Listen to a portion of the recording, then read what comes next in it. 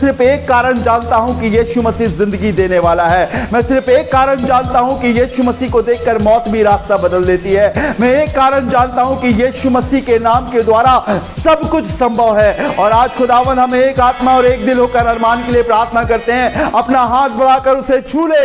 यीशु मसीह नासरी की प्रभु का धन्यवाद हो इस अच्छी शाम के लिए। बड़ा अच्छा लग रहा है फिर एक बार आपसे मिलकर, और इस समय में और एक आदत सी हो गई है कि शाम को कहीं ना कहीं आराधना में हो, लोगों को परमेश्वर के विषय में, सच्चे परमेश्वर के विषय में बताएं, उनके संग बैठें, उनके लिए प्रार्थना करें, उन्हें हिम्मत दिलाएं। बहुत अच्छा समय लगता है जब हम किसी के संग प्रभु की बातें करते हैं, प्रभु के विषय में बताते हैं। और बहुत ज़रूरी है कि हम उस सत्यता को जानें, क्योंकि अगर हम सच्चाई को नहीं जानेंगे तो हम आज़ाद नहीं हो पाएंगे। पिछले संडे में एक वचन परमेश्वर के भवन में शेयर कर रहा था, और वो ये था कि यदि तुम सत्य को जानोगे तो सत्य तुम्हें स्वतंत्र करेगा। सच्चाई को जानना और आज़ाद होना, और सच्चाई को नहीं जानना गुलाम बने रहना। ठीक है ना? अभी तक जो कुछ हम जानते हैं, जो कुछ हमें पता है, वो शायद हमारी नॉलेज के द्वारा, हमारे परवरिश के दौरान, हमारे माँ बाप से, समाज से हमें मिला है। लेकिन जब हम परमेश्वर के पास जाते हैं, उस सत्य के पास जाते हैं, सच्चे यीशु मसीह के पास जाते हैं, तो सबसे पहले क्या होता है? इसी में लिखा हुआ है, मैं सोचता हूँ लूका रचित सुसमाचार उसका 8वां अध्याय और शायद उसका 32वां पद होगा, 32वां या 38वां पद होगा। मिले तो आप पढ़ सकते हो। लूका रचित सुसमाचार 8वां अध्याय और उसका 32वां पद पढ़िएगा या 38वां पद, देखिए वहां पर क्या लिखा जी। लूका रचित सुसमाचार 8वां अध्याय उसका पढ़िएगा, 36 पढ़िए, 38 38। जिस मनुष्य से दुष्ट आत्मा निकली थी, वह उससे विनती करने लगा। वहां पर लिखा हुआ है, और तुम सत्य को जानोगे और सत्य तुम्हें क्या करेगा? स्वतंत्र करेगा, आजाद करेगा। सच्चाई को जानना, आजादी को पाना, और सच्चाई को नहीं जानना गुलाम बने रहना। हमारा देश भी कई सालों तक गुलाम बना रहा, लेकिन आज हम स्वतंत्र हैं, आज हम आज़ाद हैं और एक आज़ाद देश के निवासी हैं। अच्छा लगता है, इंसान अपने मन के अनुसार आगे बढ़ सकता है, सीख सकता है, जान सकता है। वैसे ही सत्य को जानना, मेरे बोलने का मजमून एक ये नहीं, पर एक सत्य बात मैं आपको बताना चाहता हूँ। कल शाम भी जब हमारी मीटिंग थी इसी एरिया में हमारी दीदी के यहाँ, तब मैंने ये बात शेयर करी थी। कई बार लोगों के मन में एक सवाल आता है कि जब हम प्रभु यीशु मसीह पर विश्वास करने लगे हैं, उसके भवन में जाने लगे हैं या प्रार्थनाओं में आने लगे हैं, तो क्या हम ईसाई हो गए हैं? एक सवाल हमारे जहन में आता है, क्या हम ईसाई हो गए हैं? नहीं, मैंने परमेश्वर के वचन में कहीं भी ईसाई शब्द या क्रिश्चियन शब्द नहीं पढ़ा, और ना मैंने कभी ईसाइयत का और ना क्रिश्चियनिटी का कभी प्रचार किया। मैंने हमेशा इस बात के विषय में लोगों को बताया, क्योंकि परमेश्वर के वचन में जो लिखा है वही तो मैं आपको बताऊंगा। जब हम प्रभु यीशु मसीह के पास आते हैं, अपना जीवन उसको देते हैं, उसे ग्रहण करते हैं, उसकी आज्ञाओं को मानते हैं, बहुत गौर से सुनिएगा थोड़ी देर के लिए, आज्ञाओं को मानते हैं, उसके पीछे चलते हैं, अपना जीवन उसके हाथों में देते हैं, तब मालूम आप क्या बन जाते हो? निकालिएगा यूहन्ना रचित सुसमाचार 1 अध्याय 12वां पद पढ़िएगा। यूहन्ना रचित सुसमाचार 1 अध्याय 12वां पद, कोई जोर से पढ़े, देखिए प्रभु के वचन में क्या लिखा है। यूहन्ना रचित सुसमाचार 1 अध्याय उसका 12वां पद, जी हाँ पढ़िएगा, देखिए सुनिए। यूहन्ना 1:12 पढ़े, पढ़िए जोर सुनिएगा। यहां पर लिखा हुआ है, परंतु जितनों ने, गौर से सुनिएगा, यहां पर किसी धर्म का, किसी जाति का, किसी बिरादरी का, किसी अमीर, किसी गरीब का, किसी लंबे, किसी छोटे, किसी स्त्री, किसी पुरुष का जिक्र नहीं है, लेकिन एक शब्द आया है, जितनों ने उसे, परंतु जितनों ने उसे ग्रहण किया। प्रभु यीशु मसीह को अपना मुक्तिदाता, प्रभु यीशु मसीह को अपना उद्धार करता, प्रभु यीशु मसीह से प्रार्थना करने वाला, या बाइबल में जो शब्द आया, प्रभु यीशु मसीह को क्या किया? ग्रहण किया। लिखा हुआ एक शब्द आया, जितनों ने उसे क्या किया? ग्रहण किया। बहुत गौर से सुनिएगा, ग्रहण शब्द ये मामूली शब्द नहीं है। ग्रहण शब्द वो शब्द है जिसके द्वारा हम किसी दूसरी चीज को अपने जीवन में एक्सेप्ट करते हैं, आमंत्रित करते हैं, और हम उसमें और वो हम में होता है। अगर आप किसी को ग्रहण नहीं करोगे तो वो आपके घर में जबरदस्ती नहीं आएगा, वो आप उसे बाहर रोक दोगे। जब हम किसी को ग्रहण कर रहे हैं तो लिखा हुआ है बाइबल में, जितनों ने उसे ग्रहण किया, उसके आगे क्या है? उसने उन्हें परमेश्वर की संतान होने का अधिकार दिया। यीशु मसीह को ग्रहण करने के बाद क्या बनते हैं? बताओ, क्या पढ़ा आपने? बताइए, क्या बनते? जोर से बोलिए। संतान, औलाद, बेटे और बेटी। यहां पे लिखा हुआ है कि ईसाई बनते हैं। कोमल, आपकी बाइबल में क्या लिखा हुआ? पढ़िएगा आप जरा 12वां पद, यूहन्ना 1:12। देखिएगा, शायद उसकी बाइबल में ईसाई शब्द लिखा होगा।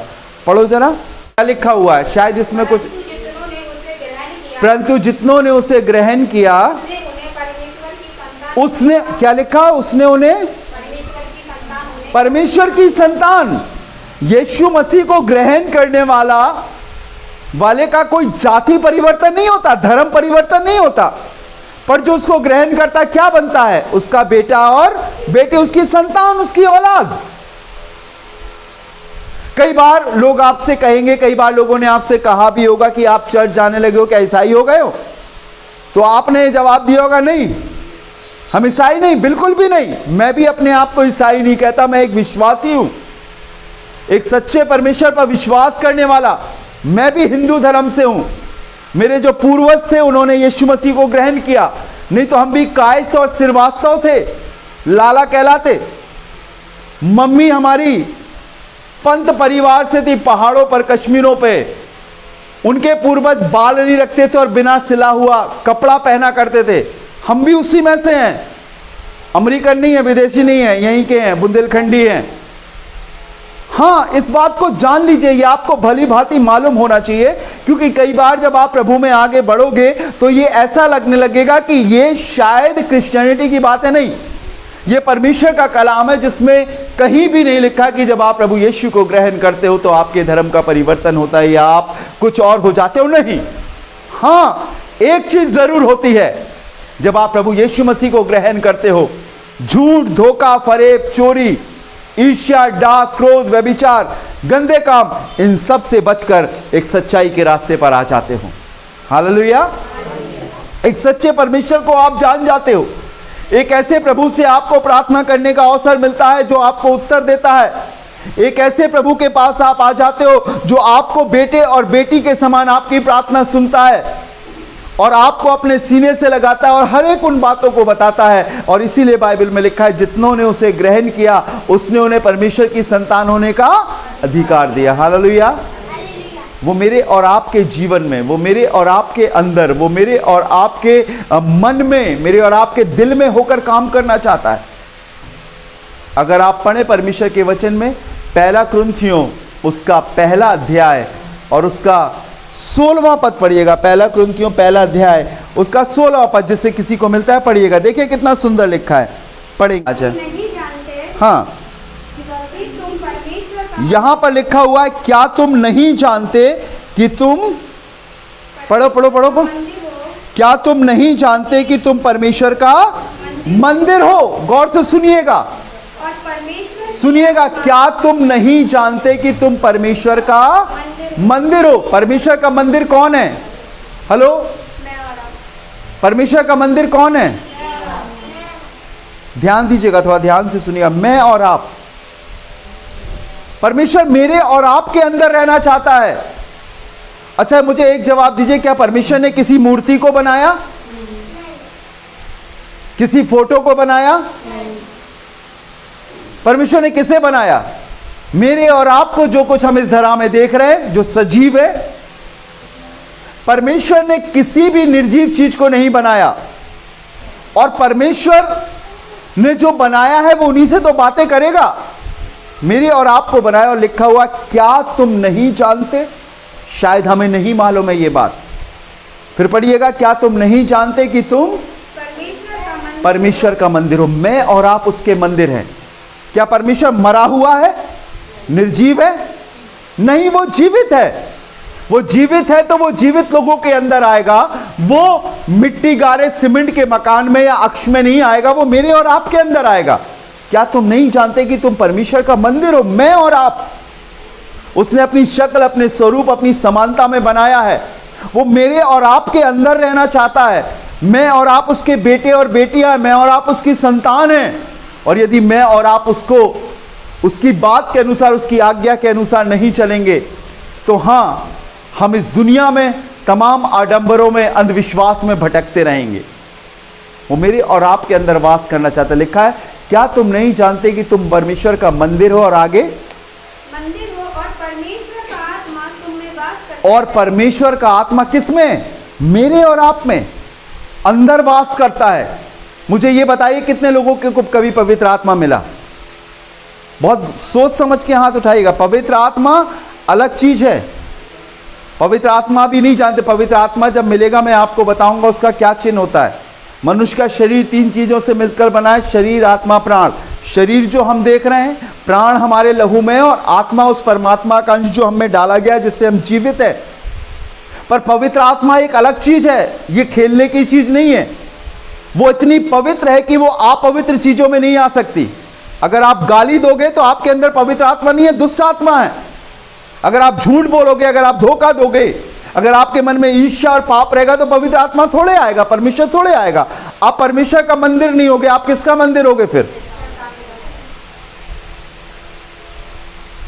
अगर आप झूठ बोलने वाले होगे तो आपका घर या आपका पिता शैतान होगा। बाइबल में लिखा हुआ है, इसी लूका 8:44 में लिखा हुआ है, जो झूठ बोलता है उनका पिता शैतान होता है। अब बताइए, क्या पवित्र आत्मा है? नहीं। पर हमें बनना है पवित्र, हमें बनना है उसकी संतान। हमें सच्चे परमेश्वर के पास आना और पाप से दूर रहना है, गुनाह से दूर रहना है, पाप करने से बचना है। और अगर हमसे पाप हो गया है तो उस परमेश्वर से माफी मांगना है, प्रभु हमसे पाप हो गया है, हमें माफ करिए, हमें क्षमा करिए, और वो करेगा। इसीलिए तो वो दुनिया में आया, इसीलिए तो उसने क्रूस पर अपने प्राणों को दिया, क्योंकि शास्त्र बताते हैं कि बिना लहू बहाए पापों की क्षमा नहीं है।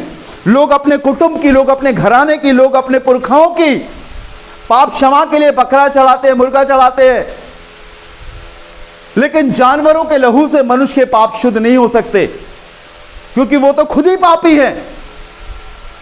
क्या किसी मनुष्य को जानवर का खून चढ़ता है? कोई अस्पताल में डॉक्टर कहे कि भैया इनको ब्लड की कमी है, ब्लड चाहिए, एक 20 किलो के बकरे का 2 बोतल खून ले आना, कभी सुना क्या? अरे जब बकरे का खून इंसान को नहीं चढ़ता तो क्या बकरे का खून इंसान के गुनाहों को माफ कर सकता? नहीं। हम भ्रमित हैं, हम नहीं जानते, इसीलिए लिखा है, क्या तुम नहीं जानते? आज हमें जानना है, परमेश्वर प्रभु यीशु मसीह के रूप में मेरे और आपके लिए आ गया। 33.5 साल की उम्र में 3.5 साल उसने सेवा करी, मेरे और आपके समान आम जिंदगी जी। वो भूखा भी रहता था, वो प्यासा भी रहता था, वो गली गली, मोहल्ले मोहल्ले, नगर नगर पैदल चला करता था। शाम होते ही वो पहाड़ों पर चला जाता था और परमेश्वर से प्रार्थना करता था। सुबह होते ही वो उतरता था और लोगों को चंगा करता था और सुसमाचार सुनाता था कि मन फिराओ, क्योंकि स्वर्ग का राज निकट है। और जब मृत्यु का दिन उसका आया और जब उसे कलवरी क्रूस पर चढ़ना था तो उसने कहा, कोई मुझसे मेरा प्राण नहीं लेता, लेकिन मैं आप ही अपना प्राण देता हूं। वो मेरे और आपके लिए क्रूस पर चढ़ गया। उसने मेरे और आपके लिए अपनी जान दी। उसने मेरे और आपके लिए अपने आप को दे दिया। हाथों में कीले, पांव में कीले, सीने में भाला, सिर पर कांटों का ताज, और रग रग से उसका लहू बह रहा था। और उसने कहा, मेरा प्राण लोगों की प्राण की छुड़ौती के लिए बहाया जाता है, जहान की छुड़ौती के लिए बहाया जाता है। और यूहन्ना 3:16 में उसने कहा, जो कोई उस पर विश्वास करेगा वो नाश ना होगा परंतु अनंत जीवन पाएगा। हालेलुया। नहीं मालूम है लोगों को, वो मेरे और आपके अंदर रहता है। और उसने कहा, मैं तुम्हें अनाथ ना छोड़ूंगा, मैं अपना आत्मा तुम्हें दिए जाता हूं। बाइबल में लिखा है, तीसरे दिन वो मुर्दों में से जी उठा। 40 दिन तक अपने जीवित होने का प्रमाण जगह जगह देता रहा, बताता रहा। ठीक 40वें दिन वो जिंदा आसमान पर उठा लिया गया और उसने कहा, जैसे तुम मुझे जाते हुए देखते हो वैसे ही तुम मुझे आते हुए देखना। जाओ, सारी जाति के लोगों को सुसमाचार प्रचार करो जो मैं आपको कर रहा हूं। उन्हें सब बातें जो मैंने तुम्हें आज्ञा दी है मानना सिखाओ। जो विश्वास करे उसे पिता, पुत्र और पवित्र आत्मा के नाम से बपतिस्मा दो। और देखो, मैं जगत के अंत तक सदैव तुम्हारे साथ हूं। बाइबल में लिखा है यूहन्ना 14वें अध्याय में, 16वें अध्याय में, मैं और मेरा पिता आएंगे और उसके अंदर वास करेंगे। क्या हम सच में इस योग्य हैं कि हमारा प्रभु हमारे अंदर रहे, हम में होकर बात करे, हम में होकर वो अपनी मर्जी लोगों को बता सके? हमें पवित्र बनना पड़ेगा, हमें सच में उसकी संतान बनना पड़ेगा। हम अपने शरीर को साफ कर लेते हैं नहा धोकर, अच्छा साबुन शैम्पू लगाकर, लेकिन हमारी आत्मा को एक ही चीज साफ कर सकती है, वो है यीशु मसीह का लहू जो उसने मेरे और आपके लिए बहा दिया। हमें सिर्फ एक प्रार्थना करना है, प्रभु यीशु मसीह, मुझे नहीं मालूम था लेकिन आज मैंने जाना है कि शुद्धता कैसे आती है। प्रभु, मैं अपने पापों को मानता और मानती हूं, मेरे गुनाहों को माफ कर। सिर्फ वही पाप नहीं प्रभु जो मैं हाथ से करती हूं, पर वो पाप भी प्रभु जो कई बार मेरे मन से, मेरे दिल से होता है। अभी धोकर मुझे साफ कर, अपना बेटा अपनी बेटी बना। और वो सुनेगा और दोबारा हम धीरे धीरे कोशिश करेंगे कि अब हम वो पाप ना करें। एक दिन में कोई नहीं सीख सकता, लेकिन जब आप धीरे धीरे धीरे धीरे धीरे धीरे कोशिश करोगे तो आप सीख जाओगे। आपको समझ में आने लगेगा कि पाप क्या है और पुण्य क्या है, अच्छा क्या है, बुरा क्या है, झूठ क्या है, सच क्या है। वो आपके अंदर, आपकी सोचों में होकर काम करेगा। आप मांगोगे, वो देगा। लिखा है तुम पुकारने भी ना पाओगे, मैं तुम्हारी सुन लूंगा। और वो सब कुछ करेगा, लेकिन कब करेगा? जब हम उसके बेटे और बेटियां, उसकी संतान बन जाएंगे। यही है, जब कोई आपसे पूछे क्या आप चर्च जाते हो, तो आप कहना हाँ, मैं चर्च बिल्डिंग जाता हूं, चर्च मैं हूं, एक मंदिर मैं हूं, मेरा परमेश्वर मेरे अंदर रहता है। और अभी वो थोड़ा रहता है, लेकिन एक दिन आएगा वो पूरा मेरे अंदर रहेगा। मैं उसकी बेटी, मैं उसका बेटा हूं। मैं प्रार्थना के लिए प्रार्थना भवन जाता हूं ताकि सच्चे परमेश्वर से प्रार्थना कर सकूं और उसकी बातों को सीख सकूं।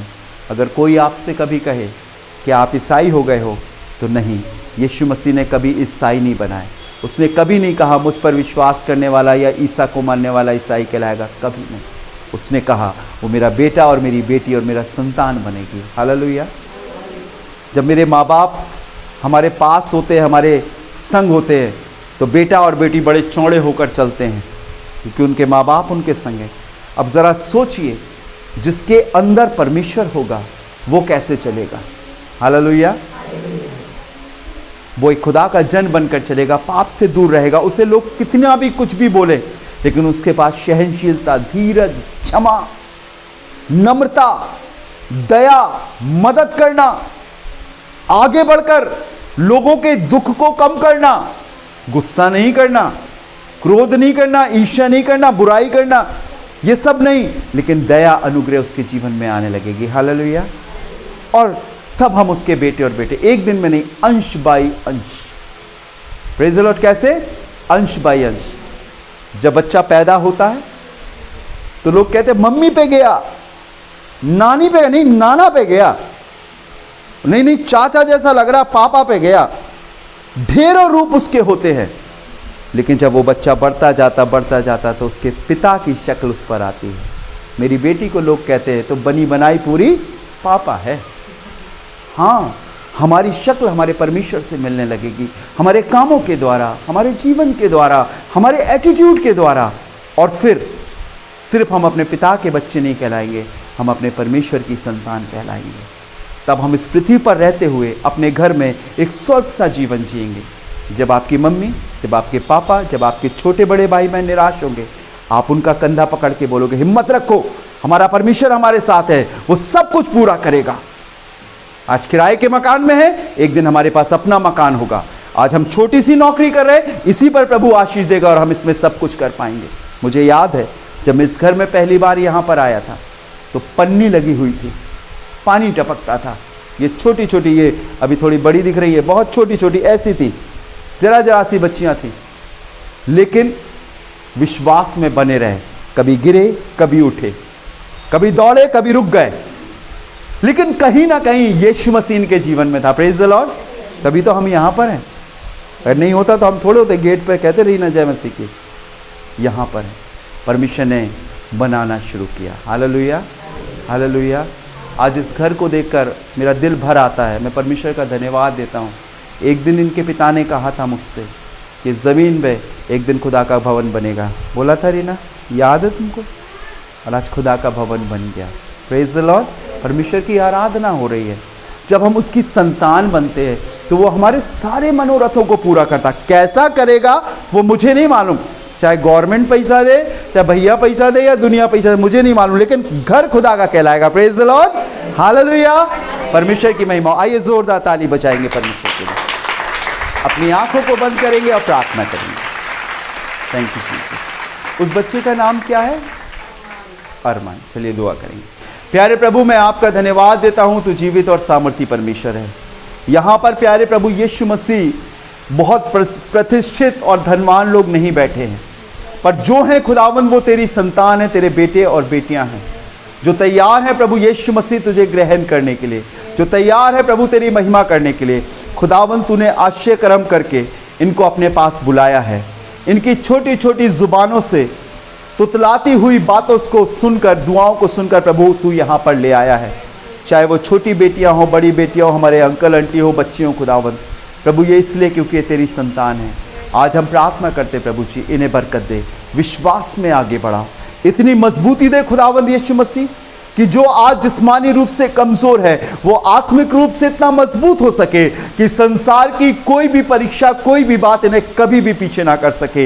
ये कह सके दृढ़ता से कि यीशु मसीह हमारा उद्धार करता और उसने जीवन दिया है। प्रभु इनके घरों को बरकत देना, इनके कामकाज को बरकत देना प्रभु जी, इनके रहन सहन को बरकत देना, इनके जीवनों को अपनी आशीषों से भरना और अपनी पवित्र आत्मा की अगुवाई में इनको लेकर आगे चलना। प्यारे प्रभु जी, इस समय हम दुआ करते अपने छोटे बच्चे अरमान के लिए जो अस्पताल में है।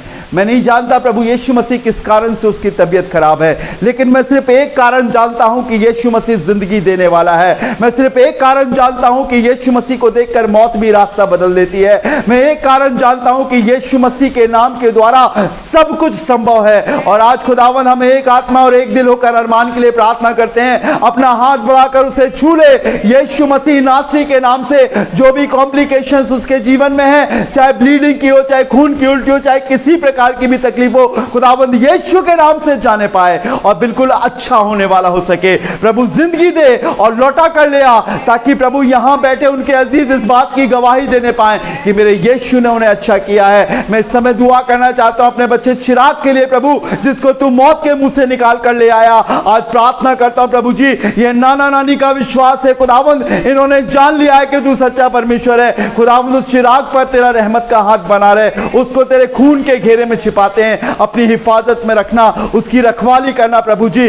उम्र के साथ साथ खुदा तेरी सामर्थ उसके जीवन में काम करने पाए, बीमारी और शैतान उसके जीवन से दूर होने पाए और वो भला चंगा होने वाला हो सके। प्रभु मैं उनके लिए दुआ करता हूं जो इस सुसमाचार को सुन रहे हैं या सुनने वाले हैं। खुदावंद यीशु मसीह उन्हें शिफा बख्शना, उन्हें अच्छा करना। प्यारे प्रभु यीशु नासरी, उन सारे सब्सक्राइबर्स के लिए दुआ करना चाहता हूं प्रभु जी जो इन वीडियोस को देखकर प्रभु तुझ पर विश्वास करते हैं। खुदावंद तेरा सुख उनके जीवन से आए, जीवन में आए, दुष्टात्मा उन्हें छोड़कर चले जाए। खुदावंद नौकरी का इंतजाम कर, अच्छे रिश्तों का इंतजाम कर, शादियां होने पाए खुदावंद, उनके घर बसने पाए प्रभु जी। मेरी प्रार्थना है यीशु मसीह नासरी के नाम से खुदावंद यीशु का जीवन उनके जीवन में आने पाए। अपने तलवों को टिकाकर प्रभु अपने छोटे से झुंड के संग मिलकर प्रार्थना करता हूं, आसमान के खुदा इनके लिए अपनी रहमत को बरसा ताकि सब कुछ ठीक हो सके। और मुझे विश्वास है कि तू सब कुछ ठीक कर रहा है। एक एक की आत्मा बचाई जाए और एक एक जन तेरे गले में शरीक हो सके। सबको अच्छा रखना प्यारे प्रभु। जो मेरी ये बहनें प्रभु जी छोटा छोटा काम कर रही हैं, आगे बढ़ रही है प्रभु, इनके हाथों के काम को आशीषित करना। मेरी बहन रीना के संग होना और विश्वास में आगे बढ़ाना प्रभु ये अपने घर में अपने पिता की बेटी है, लेकिन तेरी नजरों में ये बेटा है खुदावंद, और आगे बढ़ाना खुदावंद, और होने देना प्रभु जी। जब इसने अपनी कठिन परिस्थितियों में मेहनत करके अपने घर को संभाला है प्रभु, आत्मिक रूप से ही अपने पूरे घर को संभाल कर आगे बढ़ सके, आपके हाथों में सौंपता हूं। सबको संभालना प्यारे प्रभु जी, मेरी प्रार्थना है खुदावंद तू सबके संग बने रहना खुदावंद यीशु मसीह। दयालु परमेश्वर तेरे जीवित हाथों में सौंपता हूं। सारा आदर सारी महिमा आपको देते हैं। इस दुआ को शुक्रगुजारी के साथ अपने जीवित उद्धारकर्ता खुदावंद यीशु के नाम से मांगते हैं, आमीन आमीन। Praise the Lord. ऐसे लोगों की ज़रूरत है जो खुदावंद से गिड़गिड़ा कर घुटने पे होकर प्रार्थना कर सके। मैं बात कर रहा था सुमन से कुछ दिन पहले, हम लोग आने वाले दिनों में एक होल नाइट प्रेयर करेंगे, सारी रात की दुआ, और चाहे यहाँ पे करेंगे, मालती दीदी के यहाँ करेंगे, जहाँ भी हम लोगों का होगा हम लोग करेंगे, और हम आपको बताएंगे कि हम लोग को कैसे दुआ करनी चाहिए, ठीक है ना। जब हम निस्वार्थ भाव से प्रार्थना करते हैं, अगर मैं अंकल से कुछ पाना चाहूँ और मैं उनके लिए प्रार्थना करूँ तो इसमें स्वार्थ है। अगर मैं अंकल से कुछ ना पाना चाहूँ और ये जानकर कि ये परमेश्वर के बेटे हैं, प्रभु ने मुझे दुआ करना सिखाया, मैं प्रार्थना करूँगा, ये प्रार्थना होती है। Praise the Lord. और निरंतर बढ़ते जाइए। प्रभु आपको और आपके परिवार को आशीष दे और सुरक्षित रखे। May God bless you.